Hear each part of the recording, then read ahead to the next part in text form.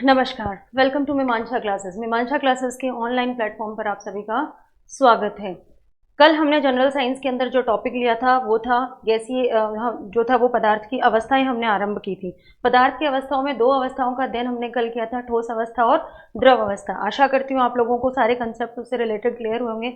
आज हम जो पदार्थ की अवस्था लेने वाले हैं वो अति महत्वपूर्ण है मेंस की दृष्टि से। मेंस एग्जाम में इससे रिलेटेड क्वेश्चंस काफ़ी बार पूछे जाते हैं। प्री में इससे रिलेटेड क्वेश्चंस के पूछे जाने की संभावना कम रहती है, पूछे जाते हैं लेकिन कम पूछे जाते हैं, लेकिन मेंस के अंदर इससे रिलेटेड क्वेश्चंस ज़रूर से ज़रूर पूछे जाते हैं। तो इस टॉपिक को पूरा थोड़ा सा डीपली स्टडी कीजिएगा। थोड़ा सा टॉपिक बोरिंग होने वाला है लेकिन हम कोशिश करेंगे कि इसको थोड़ा सा इंटरेस्ट क्रिएट आप लोगों को करवा करके और इसको थोड़ा सा ईजी बना सके। तो आज हम जो स्टेट ऑफ मैटर पढ़ने वाले हैं वो हमारी है गैसीय अवस्था यानी गैसियस स्टेज। तो गैसीय अवस्था को आरंभ हम कर रहे हैं, उससे सबसे पहले हम क्या पढ़ेंगे? गैसीय अवस्था के गुण पढ़ेंगे, जिस तरह से हमने ठोस अवस्था में पढ़े थे। ठोस अवस्था में क्या था? आकार और आयतन निश्चित थे। द्रव अवस्था में आकार निश्चित नहीं था, आयतन निश्चित था। उसी प्रकार से हम गुणों से शुरुआत करेंगे गैसीय अवस्था की। तो देखिए, सबसे पहला जो गुण है संपीड्य और घनत्व कम।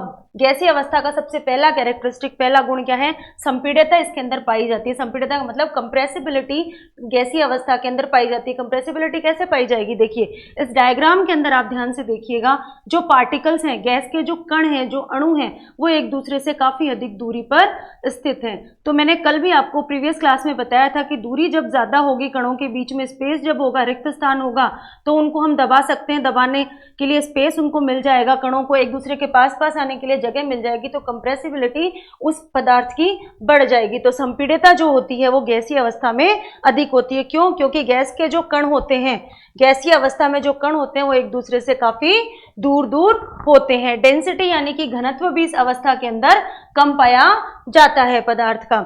ये जो गैसीय अवस्था है, गैसीय अवस्था में जो पदार्थ होता है, जो सब्सटेंस होता है, जो मटेरियल होता है, वो सभी दिशा में समान रूप से दाब प्रेषित करता है। आकृति और आयतन दोनों ही इस अवस्था के अंदर निश्चित नहीं होते हैं। आकृति और आयतन दोनों ही जिस पात्र के अंदर इसको भरा जाता है उसके अनुसार ये ग्रहण कर लेते हैं। और गैस की एक क्वालिटी होती है कि इसमें डिफ्यूजन की प्रवृत्ति पाई जाती है, विसरण की प्रवृत्ति पाई जाती है। तो जैसे इसको खाली स्थान मिलेगा, जैसे इसको रिक्त स्थान मिलेगा, ये फैलकर वहां का आयतन भी ऑक्यूपाई कर लेती है। तो गैस जो होती है उसमें आकृति और आयतन दोनों ही अनिश्चित, इंडेफिनिट होते हैं। बिना किसी यांत्रिक सहायता के प्रत्येक अनुपात में पूरी तरह से ये मिश्रित हो जाती है। इसके लिए कोई मैकेनिकल फोर्स नहीं चाहिए हमें इसको किसी में मिक्स करने के लिए। इसको स्पेस मिलनी चाहिए, इसको रिक्त स्थान मिलना चाहिए। गैसीय स्टेज को ये अपने आप अपनी जगह ऑक्यूपाई कर लेती है। अणुओं के बीच में रिक्त स्थान बहुत ज्यादा और आकर्षण बल बहुत ही कम यानी नगण्य, ना के बराबर पाया जाता है। गैसीय अवस्था के अंदर जो है अणुओं के बीच में, जो इसके कणों के बीच में रिक्त स्थान जो है वो बहुत ज्यादा पाया जाता है और अट्रैक्शन फोर्स जो होता है वो ना के बराबर होता है। अट्रैक्शन फोर्स ज्यादा होता है तो कण पास पास होता है, जैसे कि ठोस अवस्था में होता है। यहाँ पे अट्रैक्शन फोर्स कम है, इसीलिए इसके कण जो है वो दूर दूर होते हैं। आवर्त सारणी पीरियडिक टेबल के अंदर, पीरियडिक टेबल जो हमने पढ़ी है मेंडलीव की पीरियडिक टेबल, उस पीरियडिक टेबल के अंदर कुल मिला करके कितने गैसीय अवस्था में पाए जाने वाले तत्व हमने पढ़े हैं पीरियडिक टेबल के अंदर। किसने दी थी पीरियडिक टेबल? मेंडलीव ने दी थी आधुनिक आवर्त सारणी। और जो पुरानी दी थी वो किसने दी थी? वो सब मोजले ने दी थी। ठीक है, इस आवर्त सारणी के अंदर जो आधुनिक आवर्त सारणी, इसके अंदर कुल 11 तत्व ऐसे हैं जो गैसीय अवस्था में पाए जाते हैं। वो आपके hydrogen, helium, nitrogen, oxygen, fluorine, neon, chlorine, organ, krypton, xenon और रेडॉन। आपको इनको याद रखना है। 11 तत्व जो है वो आपके गैसीय अवस्था में पाए जाते हैं। एक बार फिर से रिपीट कर रही हूँ, hydrogen, helium, nitrogen, oxygen, fluorine, neon, chlorine, organ, krypton, xenon और रेडॉन। इनको आपको याद रखना है। कुल 11 तत्व गैसीय अवस्था में पाए जाते हैं। ये कुछ मोटे मोटे कैरेक्टरिस्टिक थे आपके गैसीय अवस्था के। एक बार फिर से इनको रिपीट कर लेते हैं। सबसे पहले इनमें संपीड्यता पाई जाती है, डेंसिटी कम होती है, सभी दिशाओं में समान रूप से ये दाब प्रेषित करते हैं। आकृति और आयतन दोनों ही इनके इंडेफिनिट होते हैं, अनिश्चित होते हैं। बिना किसी मैकेनिकल फोर्स के, बिना किसी यांत्रिक सहायता की ये सभी जगह पे जो है मिश्रित होने की कैपेबिलिटी ये गैसें रखती हैं। इसके जो पार्टिकल्स हैं उनके बीच में रिक्त स्थान बहुत ज्यादा पाया जाता है और अट्रैक्शन फोर्स बहुत ही कम होता है और इस रिक्त स्थान के कारण ही ये संपीड्य भी बहुत अधिक होती हैं। आवर्त सारणी में कुल 11 तत्व ऐसे हैं जो गैसीय अवस्था में पाए जाते हैं। उन 11 तत्वों के आपको नाम याद रखने हैं। ठीक है, अब इस गैसीय अवस्था में हम कुछ नियम पढ़ने वाले हैं, गैसों के नियम। कुल मिलाकर के 4 नियमों का अध्ययन हम करने वाले हैं जो हमारे सिलेबस में हैं। तो स्टार्ट करते हैं। गैसों से संबंधित नियम, गैस के नियम, 4 नियम हैं जिनकी हम स्टडी करेंगे, जिनको हम डीपली अध्ययन करने वाले हैं। पहला है आपका बॉयल का नियम, दूसरा चार्ल्स का नियम, तीसरा गैसोलीन का नियम और चौथा है आपका अवोगाद्रो नियम। ठीक है, 4 नियमों का हम अध्ययन करने वाले हैं। तो शुरुआत हम सबसे पहले कहते हैं हमारे बॉयल के नियम से। बॉयल का नियम हम शुरू करते हैं। देखिए बॉयल क्या कहता है, बॉयल ने क्या कहा कि स्थिर ताप पर, फिक्स टेम्परेचर पर, एक स्टेबल टेम्परेचर के ऊपर गैस की जो निश्चित मात्रा है उसका दाब उसके आयतन के क्या होगा, व्युत्क्रमानुपाती होगा या घनत्व के क्या होगा, समानुपाती होगा। देखिए ये क्या बता रहा है, इसका जो दाब है उसके आयतन के क्या होगा, आयतन के क्या होगा, व्युत्क्रमानुपाती होगा। क्या होगा, व्युत्क्रमानुपाती होगा। और घनत्व के क्या होगा, समानुपाती होगा। देखिए P inversely proportional to V या P equally proportional to D, दोनों ही हमको याद रखने हैं। बॉयल क्या कह रहा है कि अगर टेम्परेचर को फिक्स रखा जाए तो ऐसी स्थिति में गैस की एक निश्चित मात्रा का जो दाब यानी कि जो प्रेशर होगा वो उसके आयतन के क्या होगा, व्युत्क्रमानुपाती होगा। उसके आयतन के क्या होगा, व्युत्क्रमानुपाती होगा। और उसके घनत्व के क्या होगा, समानुपाती होगा। यानी कि अगर उसका आयतन अधिक है तो दाब कम होगा उसके ऊपर, और अगर आयतन कम है तो दाब अधिक होगा। इसी प्रकार से घनत्व के साथ होगा। अगर उस गैस का घनत्व कम है तो उसका दाब भी अधिक होगा, और घनत्व अगर कम है तो दाब उसके ऊपर कम लगेगा, और घनत्व अगर अधिक है तो दाब अधिक लगेगा। तो दोनों पॉइंट्स आपको याद रखने हैं बॉयल के नियम में। एक है आपका आयतन से संबंधित और दूसरा है उसके घनत्व से संबंधित। एक बार फिर से इसको रिपीट करते हैं। फिक्स टेम्परेचर पर, स्टेबल टेम्परेचर पर, स्थिर ताप के ऊपर अगर गैस की निश्चित मात्रा का जो दाब है, किसी भी गैस की निश्चित मात्रा ली जाए और उसका दाब अगर मेजर किया जाए तो उसका दाब जो है वो उसके आयतन के तो क्या होगा, व्युत्क्रमानुपाती होगा, और उसके घनत्व के क्या होगा, समानुपाती होगा। आयतन के क्या होगा, व्युत्क्रमानुपाती होगा, और घनत्व के क्या होगा, वो समानुपाती होगा। और अगर इस P और 1/V के बीच में, P और 1/V यानी P व्युत्क्रमानुपाती V के बीच में अगर ग्राफ खींचा जाए तो जो वक्र हमें मिलेगा उसे हम समतापी वक्र कहते हैं। इनके बीच में अगर ग्राफ खींचा जाए तो प्राप्त होने वाला ग्राफ क्या कहलाएगा, समतापी वक्र कहलाएगा। और हाई प्रेशर के ऊपर गैसें जो हैं वो इस नियम का पालन नहीं करती हैं, ये आपको याद रखना है। हाई प्रेशर के ऊपर, सामान्य दाब पर ही केवल गैसें इस नियम का पालन करेंगी। हाई प्रेशर के ऊपर गैसें जो हैं वो इस नियम का पालन नहीं करेंगी। एक बार फिर से हम रिपीट करते हैं हमारा बॉयल का नियम। बॉयल क्या कहता है कि स्थिर ताप के ऊपर गैस की निश्चित मात्रा का जो दाब होता है वो उसके आयतन के तो क्या होता है, व्युत्क्रमानुपाती होता है, और उसकी डेंसिटी के क्या होता है, समानुपाती होता है। P inversely proportional to V और P equally proportional to D, यानी PV इक्वल्स टू हो जाएगा एक कांस्टेंट, एक स्थिरांक। PV इक्वल्स टू क्या हो जाएगा, एक कांस्टेंट, और कांस्टेंट की वैल्यू फिक्स होती है, हम सब जानते हैं। और अगर इस P और 1/V के बीच में, इस P और V आयतन के बीच में अगर ग्राफ खींचा जाए तो वो वक्र कौन सा वक्र कहलाएगा, समतापी वक्र कहलाएगा। कौन सा वक्र कहलाएगा, वो समतापी वक्र कहलाएगा। बॉयल का नियम समझ में आया आप लोगों को अच्छे से। बॉयल क्या कहता है कि किसी भी स्थिर ताप पर गैस की निश्चित मात्रा का दाब जो होता है वो उसके आयतन के तो व्युत्क्रमानुपाती होता है, और उसके घनत्व के क्या होता है, समानुपाती होता है। चलिए आगे चलते हैं दूसरे नियम की ओर। दूसरा नियम जो है वो हमारा चार्ल्स का नियम है। चार्ल्स क्या कहते हैं, चार्ल्स कहते हैं कि स्थिर दाब के ऊपर, देखिए बॉयल ने बात किसकी की थी, स्थिर ताप की। अब चार्ल्स क्या कह रहे हैं कि स्थिर दाब के ऊपर गैस की निश्चित मात्रा का आयतन जो होता है वो उसके परम ताप के समानुपाती होता है। यहाँ पे एक टर्म आ गई आपकी, परम ताप। परम ताप क्या होता है, परम ताप किसी भी गैस का वह ताप होता है जो अधिकतम संभव ताप जो होता है किसी भी पदार्थ का, वो उसका परम ताप कहलाता है। यानी उससे नीचे टेम्परेचर उसका ले जाना संभव नहीं होता। अधिकतम संभव ताप जो होता है वो उसका परम ताप कहलाता है। तो चार्ल्स क्या कह रहे हैं कि स्थिर दाब के ऊपर, देखिए बॉयल ने रखा था स्थिर किसको, ताप को। चार्ल्स किसको स्थिर रख रहे हैं, ताप को। ये याद रखिएगा, कॉमन डिफरेंस है दोनों नियमों के अंदर। स्थिर दाब के ऊपर गैस की निश्चित मात्रा का जो आयतन होता है वो उसके परम ताप के क्या होता है, समानुपाती होता है, यानी V इक्वली प्रोपोर्शनल टू क्या हो जाएगा, T, V समानुपाती T, या फिर V upon T equals to क्या हो जाएगा, एक कांस्टेंट हो जाएगा, एक स्थिरांक हो जाएगा। और इस V और T के बीच में अगर ग्राफ खींचा जाए तो वो वक्र कौन सा वक्र कहलाएगा, समदाब वक्र कहलाएगा। कौन सा वक्र कहलाएगा, समदाब वक्र कहलाएगा। तो देखिए बॉयल के नियम में जो हमें वक्र प्राप्त हो रहा था, जो हमने खींचा था P और 1/V के बीच में, वो कौन सा वक्र कहला रहा था, समतापी वक्र। और यहाँ पे जो वक्र हमें प्राप्त हो रहा है वो कौन सा वक्र है, समदाब वक्र। ये कौन सा वक्र है, कौन सा ग्राफ है, समदाब वक्र है।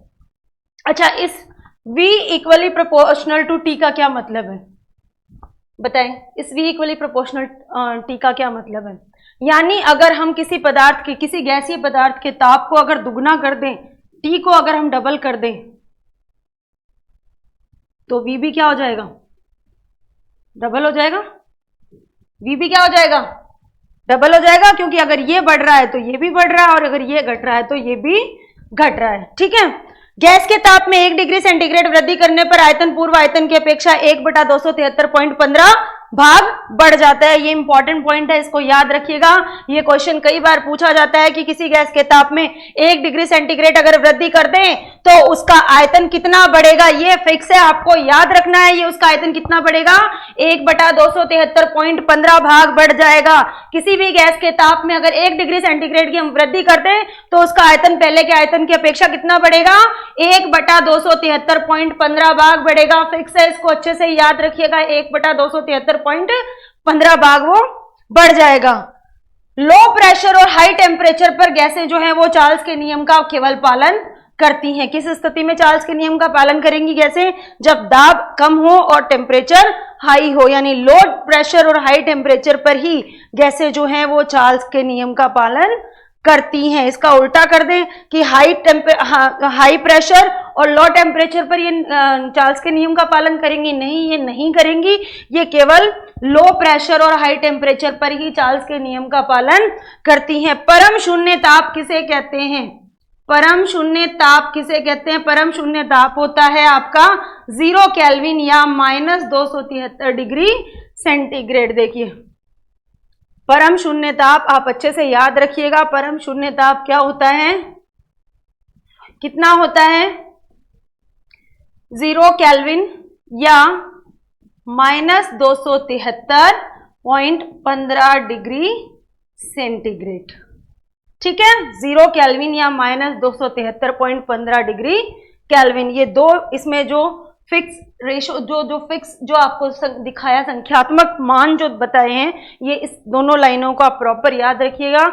एक तो ये कि गैस के ताप में 1 डिग्री सेंटीग्रेड की वृद्धि करने पर उसका जो आयतन है वो पूर्व आयतन का कितना बढ़ेगा, 1/273.15 भाग बढ़ जाएगा। और दूसरा परम शून्य ताप कितना होता है, 0 केल्विन या 273.15 केल्विन होता है। ठीक है, ये था आपका चार्ल्स का नियम। चार्ल्स ने क्या नियम दिया कि स्थिर दाब के ऊपर किसी गैस की निश्चित मात्रा का आयतन जो होता है उसके परम ताप यानी T के क्या होता है, समानुपाती होता है, यानी V समानुपाती T, V upon T equals to हो जाएगा आपका स्थिरांक या कांस्टेंट। और इस V और T के बीच में ग्राफ खींचेंगे वो कौन सा मिलेगा हमें, समदाब वक्र कहलाएगा। कौन सा वक्र कहलाएगा, समदाब वक्र वो कहलाएगा। सबसे महत्वपूर्ण पॉइंट जो है वो ये है, ये आपको याद रखना है कि किसी भी गैस के ताप में अगर 1 डिग्री सेंटीग्रेड की वृद्धि कर दें तो उसका जो आयतन है वो पहले के आयतन की अपेक्षा कितना भाग बढ़ जाएगा, 1/273.15 भाग बढ़ जाएगा। और आपका परम शून्य ताप कितना होता है, 0 केल्विन या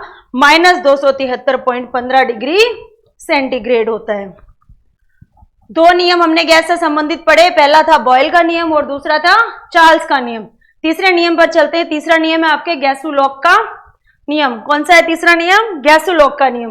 गैसुलॉक साहब क्या कहते हैं कि स्थिर आयतन पर, पहले ने कहा कि स्थिर ताप पर, दूसरे ने कहा स्थिर दाब पर, और तीसरा क्या कह रहा है कि स्थिर आयतन के ऊपर गैस की निश्चित मात्रा का दाब परम ताप के क्या होता है, समानुपाती होता है।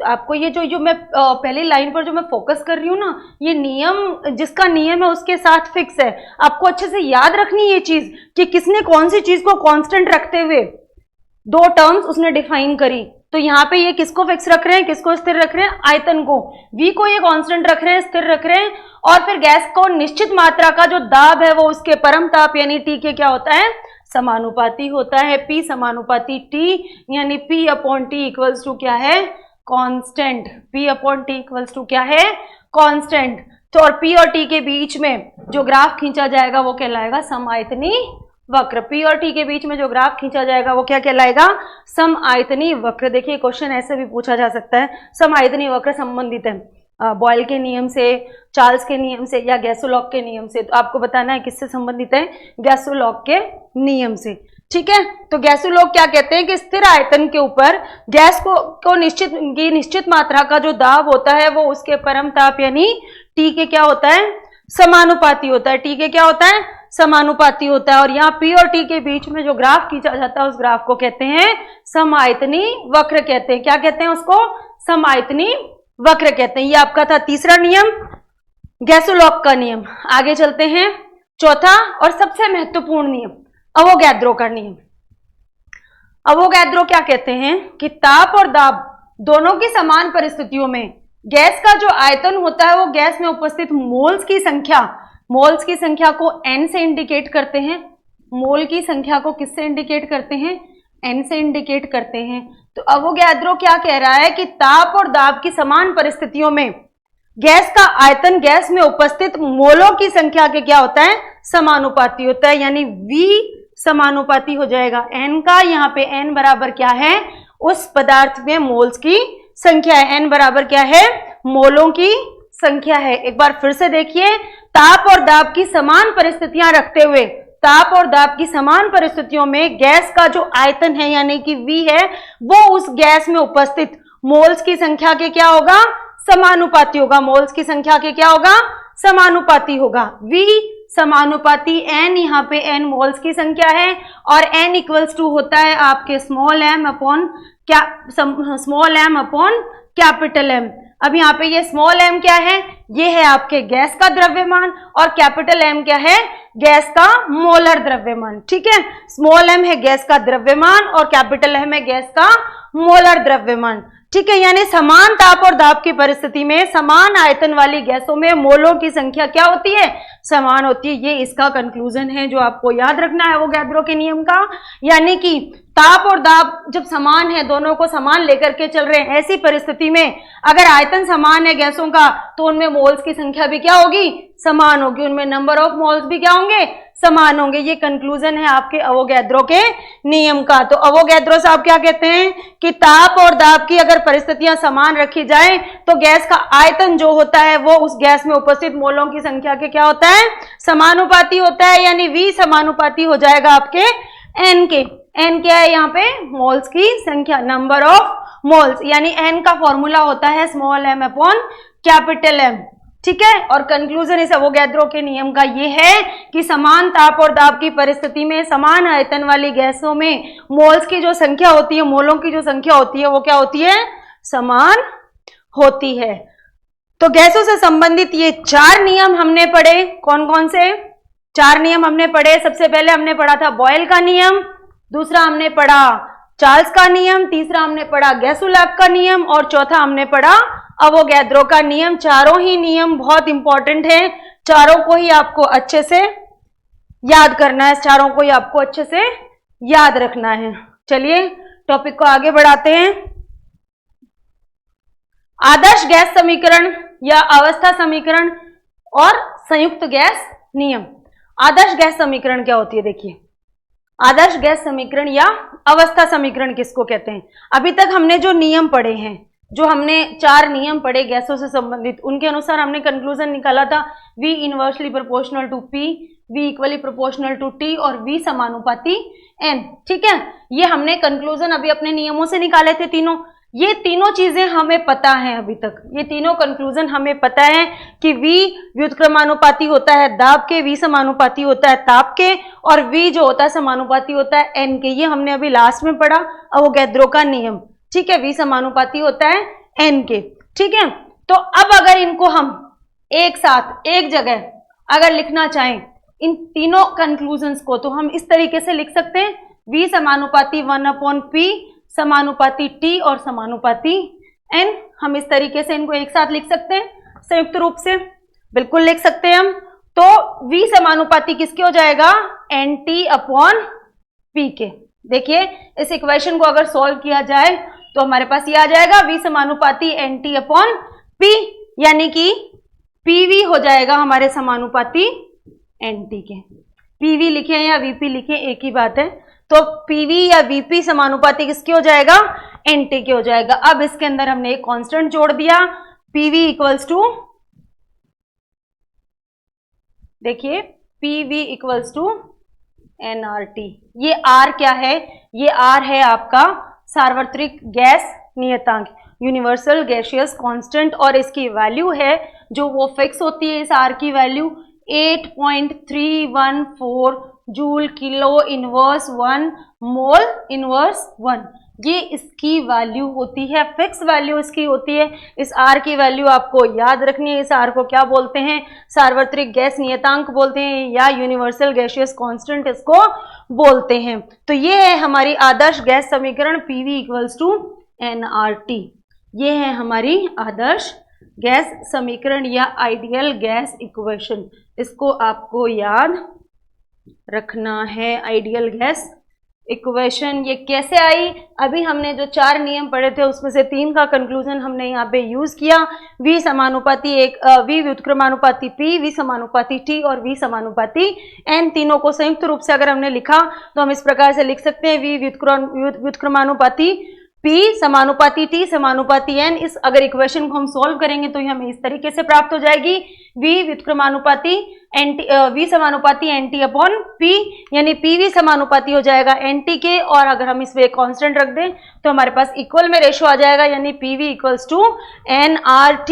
यहाँ पे R जो हमने कांस्टेंट लिया उस R को कहते हैं सार्वत्रिक गैस नियतांक यानी यूनिवर्सल गैसियस कांस्टेंट, और इसकी वैल्यू फिक्स होती है 8.314 joule kilo inverse 1 mole inverse 1। ठीक है, और इसी तरीके से अगर हम संयुक्त गैस समीकरण लिखना चाहें, संयुक्त गैस समीकरण लिखना चाहें तो वो इस तरीके से हो जाएगी। देखिए P1V1, देखिए P1V1 अपॉन T1 और P2V2 अपॉन T2, ये भी आपको याद रखनी है। ये है आपकी संयुक्त गैस समीकरण। क्या है ये, संयुक्त गैस समीकरण।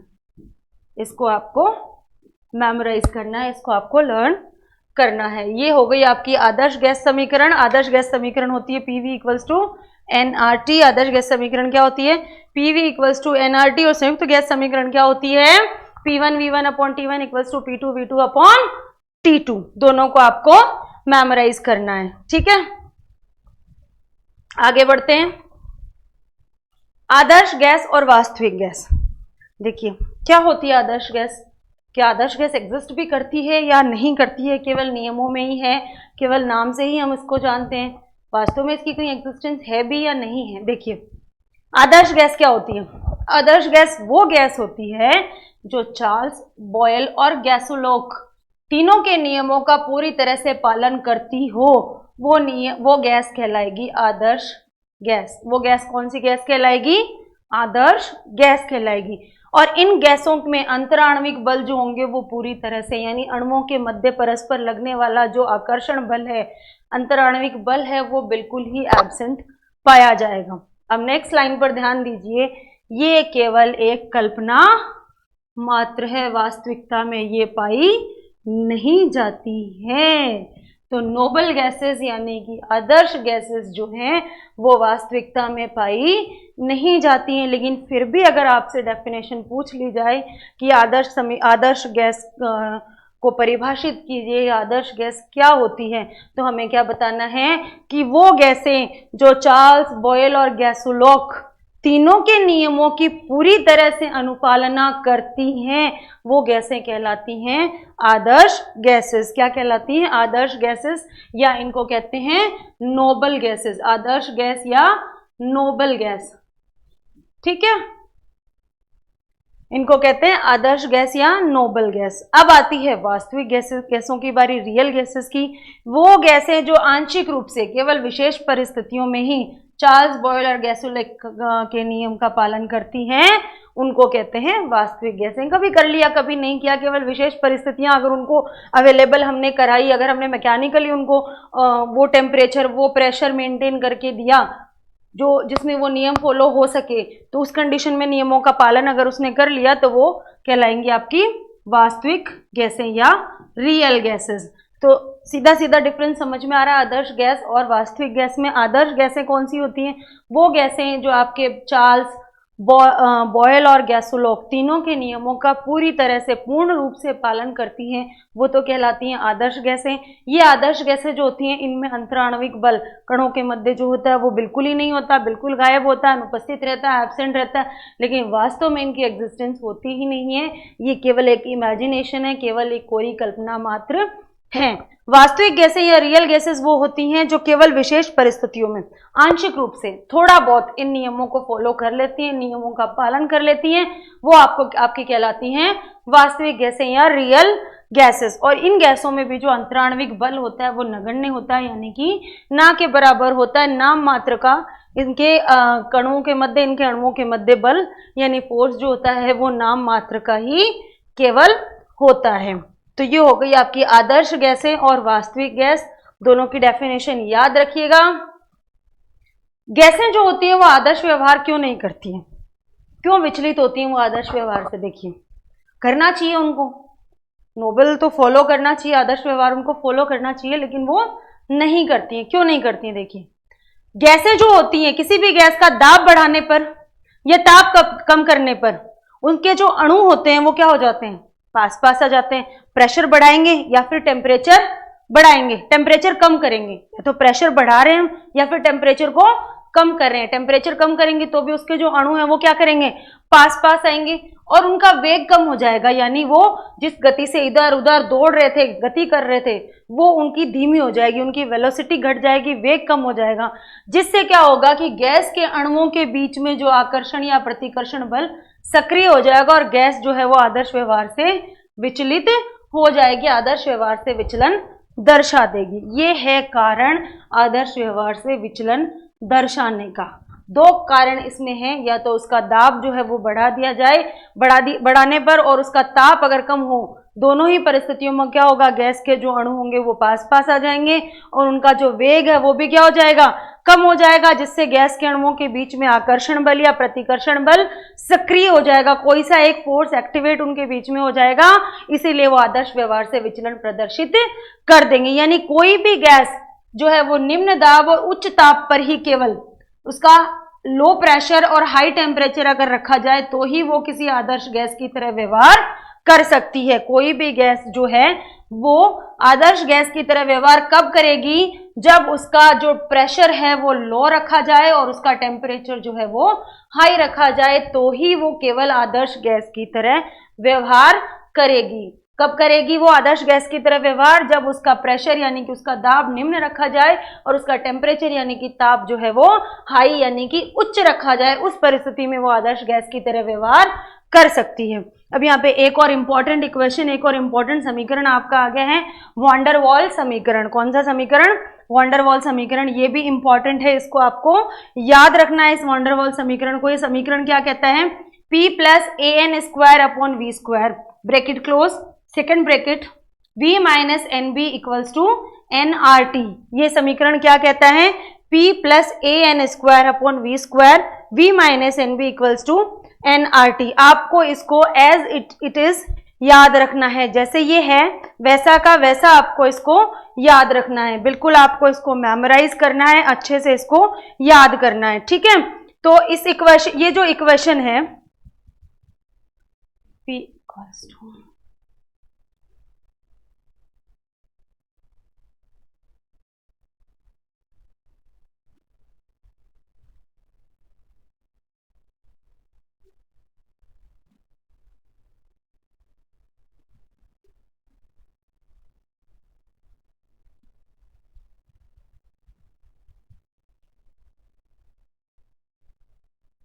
देखिए इस इक्वेशन को हम थोड़ा सा और सिंपल करके हम इसको लिख सकते हैं। P equals to RT upon V minus B minus A upon V square. एक बार यहाँ पे क्लियर दोबारा मैं आपके लिए लिख देती हूँ, P equals to R T upon V minus A upon V square. ये इस इक्वेशन की सिंपल फॉर्म आपके पास आ गई। आप इसको भी याद रख सकते हैं और आप चाहें तो इसको भी मेमोराइज कर सकते हैं। ये वाली जो इक्वेशन है ये जनरली आपको कैलकुलेशंस में यूज आती है, पर आप याद रख सकते हैं, ठीक है। मोटे तौर पे जो सीधा स्वरूप होता है वॉन डेर वाल इक्वेशन का वो यही होता है, P plus A N square upon V square, second bracket V minus N B equals to N R T. ये आपको एज इट इज याद करनी है। क्वेश्चन सीधा पूछा जाता है वॉन डेर वाल समीकरण क्या होती है, लिखिए, हटाइए। तो वॉन डेर वाल इक्वेशन आपको याद रखनी है। आपको समझ में आ गया होगा गैसें जो है वो आदर्श व्यवहार से विचलन क्यों करती हैं और आदर्श व्यवहार कब प्रदर्शित करेंगी, जब लो प्रेशर रखा जाएगा और हाई टेम्परेचर रखा जाएगा, केवल तभी गैसें आदर्श व्यवहार प्रदर्शित करेंगी। आगे बढ़ते हैं। मानक ताप व दाब या एसटीपी। एसटीपी की फुल फॉर्म होती है स्टैंडर्ड टेम्परेचर एंड प्रेशर। देखिए दो टर्म होती है हमारे केमिस्ट्री में, एक होती है एसटीपी और एक होती है एनटीपी। दोनों से हमें बिल्कुल, जब ये वाले चैप्टर्स हम पढ़ते हैं स्टेट्स ऑफ मैटर से रिलेटेड या मोल कंसेप्ट और हम पढ़ते हैं तो बार बार हमारा सामना होता है इन दोनों टर्म से। एसटीपी की फुल फॉर्म आपके सामने लिखी हुई है स्टैंडर्ड टेम्परेचर एंड प्रेशर, और एनटीपी की फुल फॉर्म होती है normal temperature and pressure. NTP की फुल फॉर्म क्या होती है, normal temperature and pressure. STP को कहते हैं मानक ताप और दाब और एनटीपी को कहते हैं सामान्य ताप और दाब। दोनों को ही आपको याद रखना है, एनटीपी और एसटीपी। तो हम यहाँ एसटीपी के बारे में पहले पढ़ने वाले हैं। एसटीपी क्या है, एसटीपी की फुल फॉर्म क्या है, स्टैंडर्ड टेम्परेचर एंड प्रेशर, यानी कि मानक ताप और दाब। तो देखिए मानक ताप तो कितना होता है, 273.15 केल्विन, 273.15 केल्विन। ये फैक्ट्स आपको बिल्कुल मेमोराइज करने हैं, इनमें समझने जैसा कुछ भी नहीं है, इनको आपको याद करना है, बिल्कुल अच्छे से मेमोराइज करना है इनको। मानक ताप होता है आपका 273.15 केल्विन और मानक दाब होता है 1 बार या 10 की घात 5 पास्कल, 1 बार या 10 की घात 5 पास्कल। मानक ताप और मानक दाब आपको अच्छे से याद रखने हैं। ये फैक्ट भी आपको याद रखना है कि एसटीपी पर, स्टैंडर्ड टेम्परेचर एंड प्रेशर पर, किसी गैस के 1 मोल का जो आयतन होता है वो 22.7 लीटर होता है। कितना होता है, 22.7 लीटर प्रति मोल होता है। एसटीपी पर प्रत्येक गैस के 1 मोल का आयतन 22.7 लीटर होता है। और इसके अंदर कितने अणु होते हैं, 1 मोल के अंदर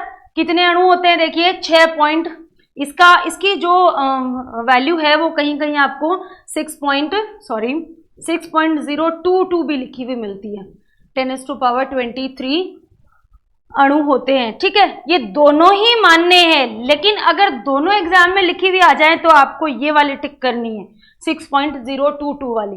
तो इसमें 6.023 गुणा 10 की घात 23 अणु होते हैं, ये 1 मोल की वैल्यू होती है।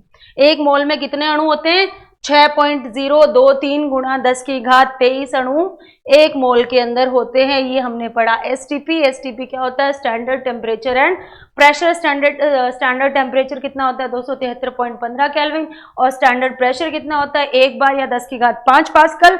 आपको अच्छे से मेमोराइज करना है, याद रखना है। और एसटीपी के ऊपर प्रत्येक गैस के 1 मोल का आयतन कितना होता है, 22.7 लीटर होता है। और 1 मोल के अंदर कितने अणु होते हैं, इसको अवोगैद्रो संख्या भी कहते हैं। इसको क्या कहते हैं, अवोगैद्रो संख्या भी कहते हैं। 6.022 गुणा 10 की घात 23 या 6.023 गुणा 10 की घात 23। आपको फिर से याद दिला रही हूँ, 6.023 भी कई बार आ जाता है और 6.022 भी आ जाता है। तो दोनों में से एक आए, जब तो जो आए वो टिक कर देना, और दोनों में अगर दोनों ही आ जाए ऑप्शंस में तब आपको ये वाला टिक करना है,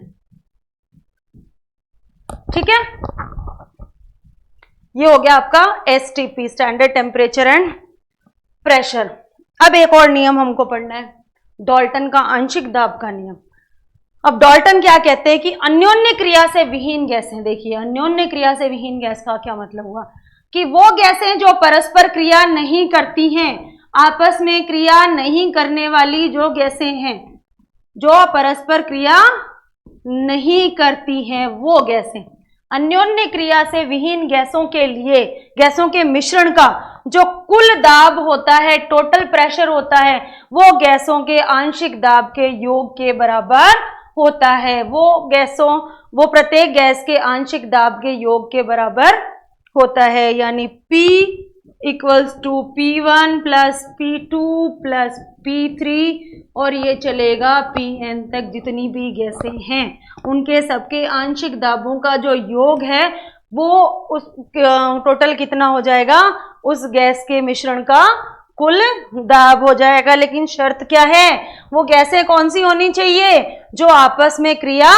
नहीं करती हो, अन्योन्य क्रिया से विहीन गैसें होनी चाहिए। देखिए शब्द देखिए कितना भारी भरकम है, अन्योन्य क्रिया से विहीन गैसें, यानी वो गैसें जो आपस में परस्पर क्रिया नहीं करती हैं, उन गैसों के मिश्रण का जो कुल प्रेशर है, टोटल जो प्रेशर है, वो उनके आंशिक दाबों के योग के बराबर हो जाएगा। यानी P टोटल इक्वल्स टू हो जाएगा आपका P1 plus P2 plus P3 dot dot Pn तक इसको ले जाया जा सकता है। ये था आपका डाल्टन का आंशिक दाब का नियम। अब देखिए गैसों का विसरण, गैसियस डिफ्यूजन, और इस डिफ्यूजन से रिलेटेड ग्राहम का एक लॉ है जिसको हम पढ़ने वाले हैं, ग्राहम का एक नियम है जिसको हम पढ़ने वाले हैं। तो सबसे पहले तो कि डिफ्यूजन क्या होता है, विसरण क्या होता है। देखिए गुरुत्वाकर्षण के विरुद्ध, अगेंस्ट ग्रेविटेशनल फोर्स, घनत्व में अंतर के कारण, due to difference in density, कारण क्या बन रहा है, घनत्व में अंतर के कारण, due to difference in density, गैसों में आपस में मिलने जुलने की जो प्रक्रिया है, एक दूसरे के अंदर मिक्स होने की जो प्रक्रिया है, वो कहलाती है गैसों का विसरण। क्या कहलाती है, गैसों का विसरण। किस कारण से होता है ये गैसों में घनत्व के अंतर के कारण होता है। और किसके विरुद्ध होता है, ये गुरुत्वाकर्षण के विरुद्ध होता है, ग्रेविटेशन के अगेंस्ट ये होता है। तो ये आपको याद रखना है, गुरुत्वाकर्षण के विरुद्ध और घनत्व में अंतर के कारण गैसों के आपस में मिलने जुलने की जो प्रक्रिया है वो कहलाती है गैसों का विसरण, गैसियस डिफ्यूजन। फिर से एक बार रिपीट करती हूं, गुरुत्वाकर्षण के विरुद्ध, ग्रेविटेशन के अगेंस्ट और डेंसिटी में डिफरेंस के कारण, due to difference in density, गैसों के आपस में मिक्स होने की जो प्रवृत्ति है, मिलने जुलने की जो प्रोसेस है, जो प्रक्रिया है, that is known as diffusion, gaseous diffusion, गैसों का विसरण। ठीक है, अब ग्राहम जी क्या कहते हैं इस विसरण के बारे में। देखिए ग्राहम जी कह रहे हैं कि स्थिर ताप और दाब पर टेम्परेचर भी फिक्स रहे और प्रेशर भी फिक्स रहे, उस स्थिति में जो गैसों के विसरण की दर है, जो रेट ऑफ डिफ्यूजन है, ठीक है, वो उसके घनत्व यानी कि उसकी डेंसिटी गैसों की, और या तो उसके डेंसिटी या उसके अणुभार के वर्गमूल के व्युत्क्रमानुपाती होती है। तो दोनों को हम अलग अलग लेकर के चलेंगे। ये तो हो गई आपकी, देखिए रेट ऑफ डिफ्यूजन, आर क्या हो गई, रेट ऑफ डिफ्यूजन, या तो ये इसके घनत्व के वर्गमूल के व्युत्क्रमानुपाती, ठीक है, और अगर अणुभार लेते हैं तो ये आपके अणुभार के भी वर्गमूल के क्या हो जाएगी, व्युत्क्रमानुपाती हो जाएगी। दोनों को आपको अलग अलग याद रखना है। निश्चित ताप और दाब पर क्या कह रहे हैं ग्राहम जी, ग्राहम जी कह रहे हैं कि स्थिर ताप और दाब पर, एक फिक्स ताप और दाब के ऊपर गैसों के विसरण की दर यानी आर जो है वो उसके घनत्व के वर्गमूल के व्युत्क्रमानुपाती या फिर उसके अणुभार के वर्गमूल के व्युत्क्रमानुपाती होती है। दोनों को आपको अलग अलग अच्छे से याद रखना है। घनत्व के वर्गमूल के भी व्युत्क्रमानुपाती हो सकती है और उसके अणुभार के वर्गमूल के भी व्युत्क्रमानुपाती हो सकती है। ये है ग्राहम का विसरण का नियम। इसमें आर मैंने बताया क्या है, विसरण की दर है, डी डेंसिटी है और एम क्या है, द्रव्यमान है। एम क्या है, द्रव्यमान है। यानी अगर हम इसको इस तरह से एलॉबरेट करना चाहें तो कर सकते हैं, R1 upon R2 equals to क्या हो जाएगा, वर्गमूल D2 upon D1 equals to वर्गमूल M2 अपॉन M1। इस तरह से भी हम इसको लिख सकते हैं। तो याद रखिएगा ये क्या है, ग्राहम का विसरण नियम है। विसरण क्या होता है, अभी मैंने बताया आपको, विसरण किसके विरुद्ध होता है, हमेशा गुरुत्वाकर्षण के विरुद्ध होता है। किस कारण से होता है, डेंसिटी में डिफरेंस के कारण होता है। ठीक है, तो गुरुत्वाकर्षण के विरुद्ध घनत्व में अंतर के कारण गैसों के आपस में मिलने जुलने की जो प्रक्रिया है वो कहलाती है विसरण। और विसरण से संबंधित नियम किसने दिया, ग्राहम ने दिया। ग्राहम ने क्या बताया कि स्थिर ताप और दाब पर गैसों के विसरण की जो दर होती है वो उसके घनत्व या फिर उसके अणुभार के वर्गमूल के व्युत्क्रमानुपाती होती है। यानी R इनवर्सली प्रोपोर्शनल टू वर्गमूल D और R इनवर्सली प्रोपोर्शनल टू वर्गमूल M। ठीक है। आर जो है वो आपकी विसरण की दर है, रेट ऑफ डिफ्यूजन है, डी आपकी डेंसिटी और एम क्या है, द्रव्यमान है। द्रव्यमान यानी मास है। ये था आपका गैसों का विसरण और गैसों के विसरण से संबंधित ग्राहम का नियम। आगे चलते हैं। अब बारी आती है गैसों की गतिज ऊर्जा और उनके वेग की, उनकी काइनेटिक एनर्जी और वेलोसिटी की। देखिए ये टॉपिक थोड़ा सा लंबा है और थोड़ा सा एक दूसरे में मिक्स होने वाले पॉइंट्स भी हैं, क्योंकि बहुत सारे नियम हमने पढ़ लिए। हमने 4 गैसों से रिलेटेड नियम पढ़े, फिर हमने डाल्टन का नियम पढ़ा, फिर हमने अभी ग्राहम का विसरण नियम पढ़ लिया। लेकिन अगर आप इसको 3 या 4 बार रिपीट कर लेंगे और लिख लिख कर अगर इसको रिवाइज करेंगे तो ये बिल्कुल आपका क्लियर हो जाएगा, इतना अच्छे से मेमोराइज हो जाएगा कि आप कभी जिंदगी में इसको नहीं भूलेंगे। ठीक है, अब चलते हैं गैसों की गतिज ऊर्जा और वेग पर। हम सब जानते हैं गैसों के जो अणु होते हैं, जो कण होते हैं, जो पार्टिकल्स होते हैं, वो फ्रीली मूव करते हैं, फ्री मूवमेंट उनमें होता है। क्यों? क्योंकि उनके बीच में अट्रैक्शन फोर्स जो होता है वो बहुत कम होता है, नगण्य होता है, नेग्लिजिबल होता है, ना के बराबर होता है।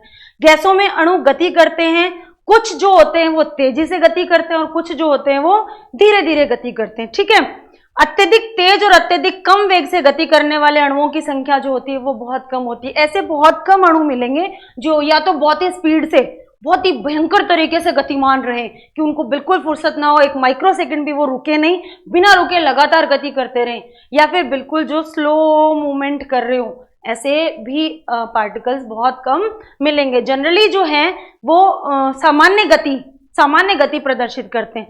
अधिकतर अणु जिस गति से चलते हैं उसे यूएमपी या अति संभाव्य गति कहते हैं। यूएमपी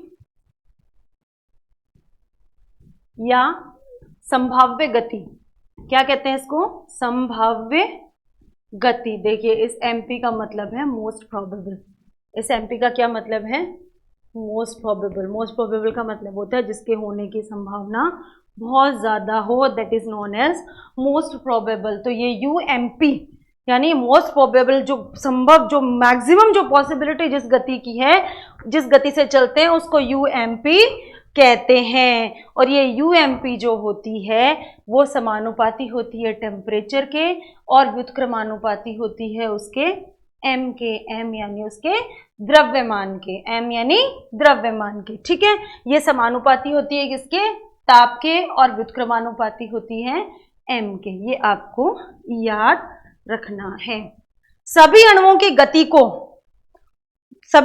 की गति के औसत को यू एवरेज कहा जाता है। क्या कहा जाता है? यू एवरेज कहा जाता है। तो यू एवरेज यानी औसत गति जो है वो कैसे निकलेगी आपकी? U1 plus U2 plus U3, और ये डॉट डॉट करके हम कहाँ तक चला सकते हैं? UN तक। और नीचे जितने अणुओं की, जितने कणों की हम गति मेजर कर रहे हैं उनकी संख्या, नंबर ऑफ दोज पार्टिकल्स। ठीक है, ये आपकी कहलाएगी यू एवरेज। ठीक है, या औसत गति। सभी अणुओं के वेग के वर्ग के औसत के वर्गमूल को VRMS कहते हैं। ये डेफिनेशन याद रखनी है। वर्ग माध्य मूल वेग किसे कहते हैं? ये क्वेश्चन अलग से पूछा जाता है। वर्ग माध्य मूल वेग किसे कहते हैं? तो सभी जितने अणु हैं उनके वेग के वर्ग के औसत, उनका सबका वेग हमने निकाला। ठीक है, उनके वेग का स्क्वायर हमने किया, उनका एवरेज निकाला और उसका वर्गमूल फिर हमने निकाला। उस वर्गमूल को हम कहेंगे VRMS। RMS का मतलब होता है रूट मीन स्क्वायर। क्या कहते हैं? Root mean square. ये आपका हो गया VRMS। ठीक है, और ये भी फिक्स रेशो है, इसको आपको याद रखना है अच्छे से।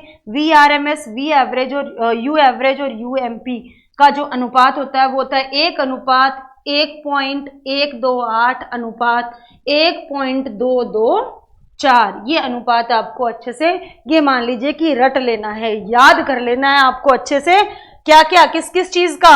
आपको VRMS में, U एवरेज में और U मोस्ट प्रोबेबल के बीच में। VRMS में, U एवरेज और U मोस्ट प्रोबेबल का जो अनुपात है वो आपको रट लेना है। 1:1.128 अनुपात 1.224। ये फिक्स अनुपात है, इसको आपको याद करना है। ये हो गई आपके गैसों की गतिज ऊर्जा और उनका वेग। क्लियर हुआ होगा आप लोगों को अच्छे से। आगे चलते हैं। गैसों का अणुगतिक सिद्धांत क्या कहता है? देखिए, गैस जो होते हैं वो समरूप अणु या परमाणु से मिलकर के बनी होती है, हमें पता है गैस जो होती है वो एक जैसे अणुओं से या परमाणुओं से मिलकर के बनी होती है। जो इन्हें इनके छोटे व आपस में इतने दूर होते हैं, इतने छोटे और आपस में इतने दूर होते हैं कि उनका कुल आयतन उनके बीच में रिक्त स्थान की तुलना में नगण्य होता है, इसलिए संपीड्यता यानी कंप्रेसिबिलिटी उनके बीच में बहुत ज्यादा पाई जाती है। ये हम स्टार्टिंग में डिस्कस कर चुके हैं कि गैसों के अंदर संपीड्यता का गुण क्यों पाया जाता है, क्योंकि इसके कणों के बीच में रिक्त स्थान बहुत ज्यादा होता है। एनटीपी देखिए टर्म आ गई, अभी मैंने आपको बताई थी, नॉर्मल टेम्परेचर एंड प्रेशर, सामान्य ताप और दाब पर, नॉर्मल टेम्परेचर और प्रेशर पर किसी गैस के कणों में आकर्षण बल अनुपस्थित अतः प्रसारित होकर उपलब्ध स्थान को ये घेर लेती हैं और द्रवीकृत नहीं होती है। देखिए सामान्य ताप और दाब पर क्या होता है, किसी भी गैस के जो पार्टिकल्स होते हैं, जो कण होते हैं, उनके बीच में अट्रैक्शन फोर्स जो होता है वो ना के बराबर होता है या बिल्कुल ही एब्सेंट होता है, बिल्कुल अनुपस्थित होता है। तो उस स्थिति में ये फैल जाती हैं और फैल करके आसपास के आयतन को घेर लेती हैं, आसपास के स्थान को घेर लेती हैं, इसलिए ये द्रवीकृत नहीं होती हैं। और ये गैस के जो कण हैं, जो पार्टिकल्स हैं, वो लगातार फ्री मूवमेंट करते रहते हैं, इसलिए गैस की कोई निश्चित आकृति भी नहीं होती है। ये है गैस का अणुगतिक सिद्धांत। क्या कहता है कि गैस के जो कण होते हैं उनके बीच में रिक्त स्थान जो होता है वो काफी अधिक मात्रा में पाया जाता है, इसलिए गैसों की जो प्रकृति होती है बहुत अधिक संपीड्य होती है।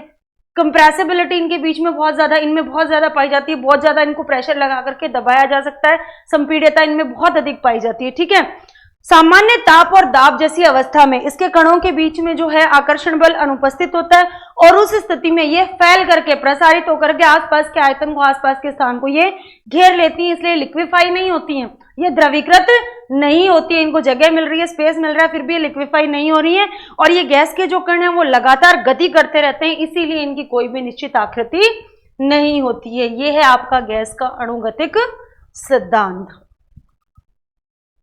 इसको हम और आगे पढ़ेंगे। अभी ये जो इनकी गति होती है, जो इनका मूवमेंट होता है, किसी पात्र के अंदर मान लीजिए गैस है, तो गति के दौरान जब ये मूवमेंट कर रही होती है तो ये हमेशा सीधी रेखा में गति करते हैं। इसके जो कण होते हैं, गैस के जो कण होते हैं, वो सीधी रेखा में गमन करते हैं, सदैव ये सीधी रेखा में गमन करेंगे। ये पात्र की दीवारों से टकराएंगे और टकरा करके वापस लौट करके भी अपनी जगह पर आ जाएंगे। कण आपस में और पात्र की दीवारों से टकराते हैं और उत्पन्न दाब इन्हीं टक्करों का परिणाम होता है। ये आपस में भी टकराते हैं और पात्र की दीवारों से भी टकराते हैं और टकरा करके वापस अपनी उसी अवस्था में ये लौट आते हैं। देखिए नेक्स्ट पॉइंट यही है, टक्कर जो होती है वो पूरी तरह से कैसी होती है, प्रत्यास्थ होती है। प्रत्यास्थ का मतलब यहां से अगर ये गए, टकराए और टकरा करके वापस अपनी उसी अवस्था में आ गए तो इसे प्रत्यास्थ टक्कर कहेंगे। प्रत्यास्थ होती है टक्कर पूरी तरह से, यानी कुल ऊर्जा जो होती है, कुल ऊर्जा जो इस गति के अंदर होती है वो हमेशा स्थिर रहती है। इसलिए गैस का अपने आप ना तो शीतलन होता है और ना ही ऊष्मन होता है। गैस का ना तो अपने आप शीतलन होता है, ना तो कूलिंग होती है और ना हीटिंग होती है गैस की। गैस के अणुओं की जो औसत गतिज ऊर्जा होती है वो उसके परम ताप यानी T के समानुपाती होती है। औसत गतिज ऊर्जा, काइनेटिक एनर्जी जो एवरेज होती है, एवरेज काइनेटिक एनर्जी जो होती है वो किसके समानुपाती होती है, उसके परम ताप यानी T के समानुपाती होती है। ये था आपका गैसों का अणुगतिक सिद्धांत। देखिए एक बार फिर से हम इसको डिस्कस कर लेते हैं। ये कह रहा है कि गैस के जो कण होते हैं उन कणों के बीच में इतना स्पेस होता है और अट्रैक्शन फोर्स नेग्लिजिबल होता है, तो संपीड़ितता उनमें बहुत अधिक होती है।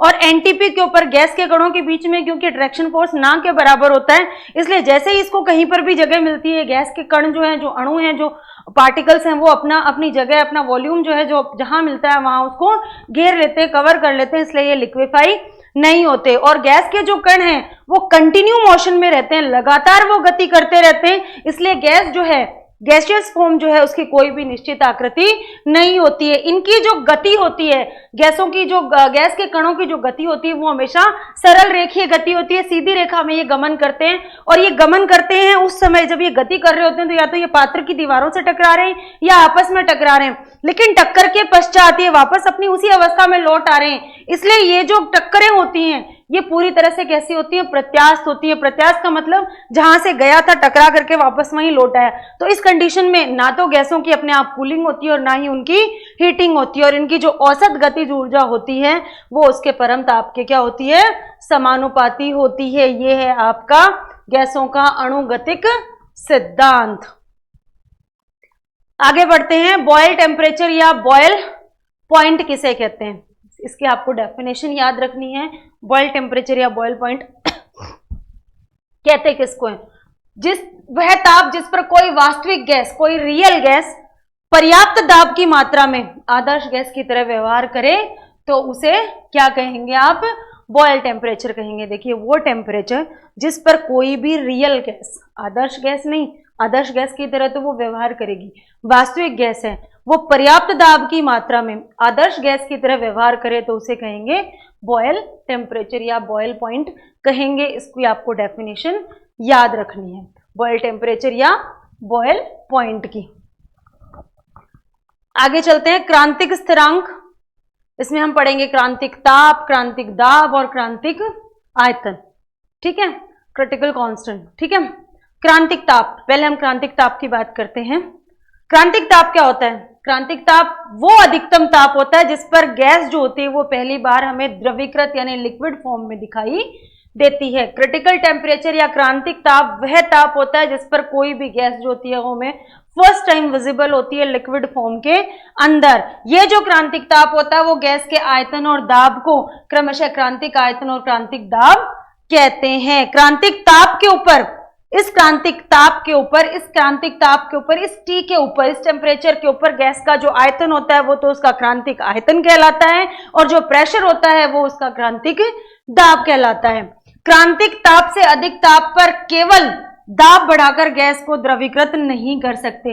इस टेम्परेचर के बाद, इस क्रांतिक ताप से अधिक ताप पर, इस टेम्परेचर के बाद के ताप पर किसी भी गैस को केवल दाब बढ़ा करके, केवल प्रेशर उसके ऊपर इंक्रीज करके हम उसको लिक्विफाई नहीं करते और क्रांतिक ताप से कम ताप पर हम केवल दाब बढ़ाकर उस गैस को लिक्विड फॉर्म में ला सकते हैं।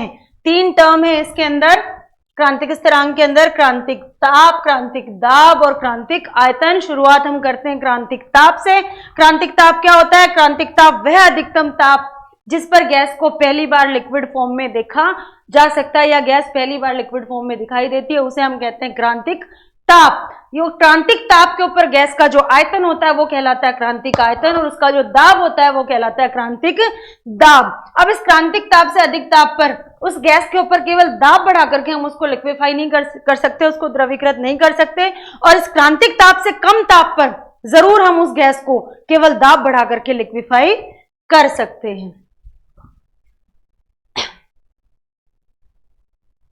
आगे बढ़ते हैं, गैसों का द्रवीकरण किस किस प्रकार से संभव है। थॉमस एंड्रयूज के अनुसार गैसों के द्रवीकरण के लिए 2 परिस्थितियां आवश्यक हैं।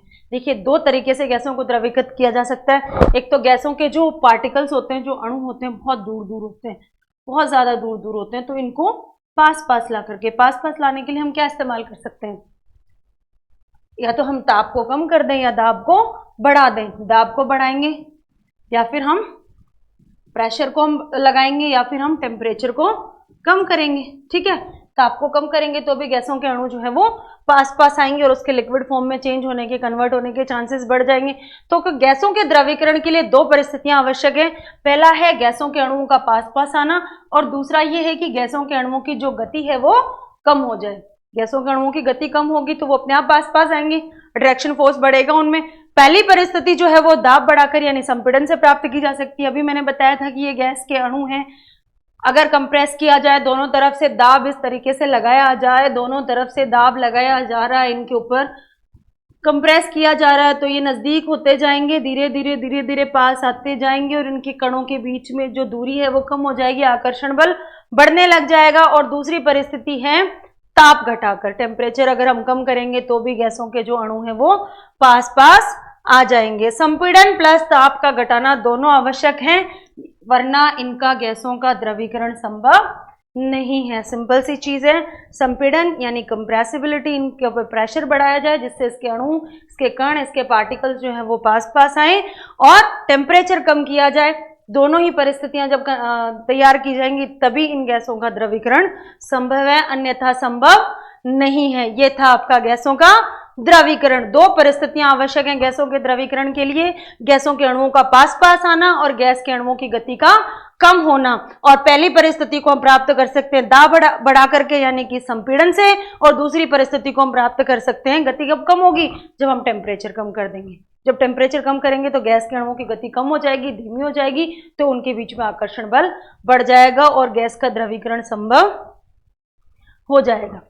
तो आज हमने अध्ययन किया गैस, हमारे जो पदार्थ की तीसरी अवस्था थी गैसीय अवस्था का।